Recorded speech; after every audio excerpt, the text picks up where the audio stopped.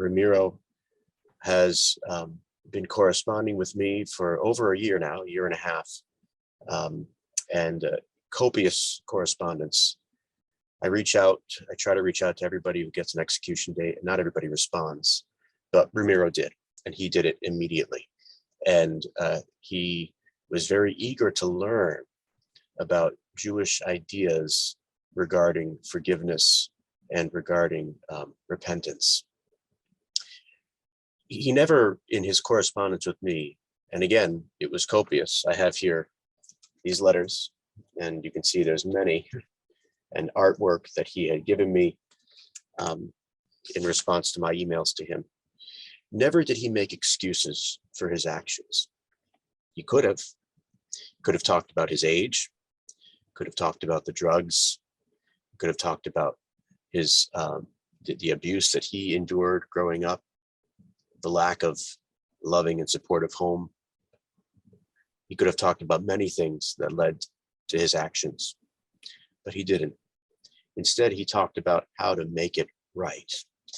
For him, making it right very much has to do with making it right with his God.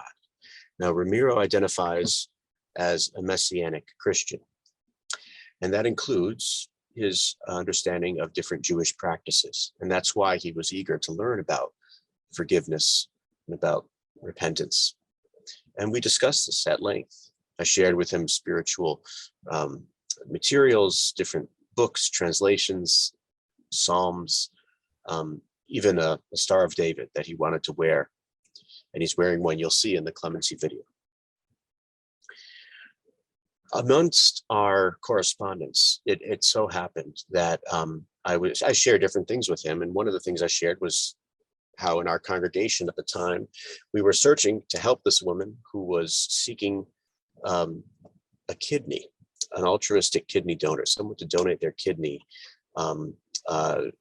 healthy kidney, to help save a life.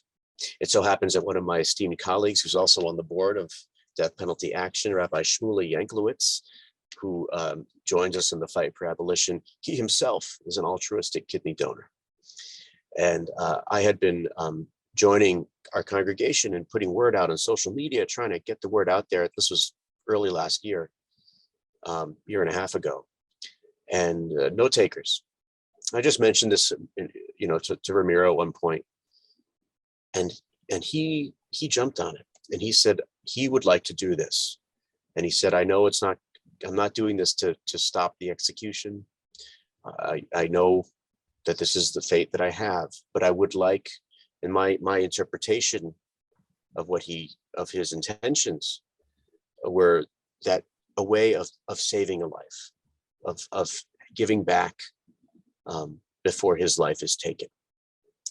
And this was something that he was very sincere about. And we tried to connect him with this person looking for the kidney. It didn't work out, but he pursued it on his own to find other means of doing this with his own legal team.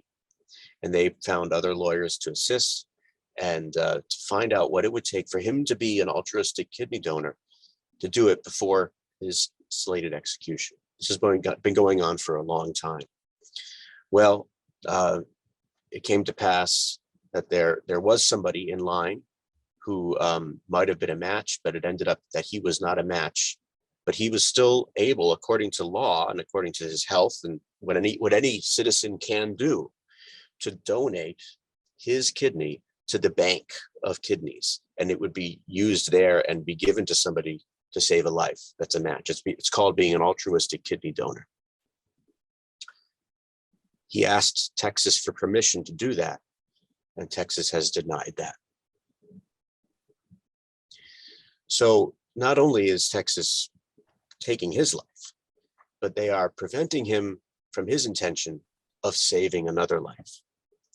At a time when the phrase pro-life is very much in the public eye, and I know that's a separate issue, but if a person is going to claim to be pro-life, if a state is going to claim to be pro-life, how can that state prevent a person from saving another human life by killing that person?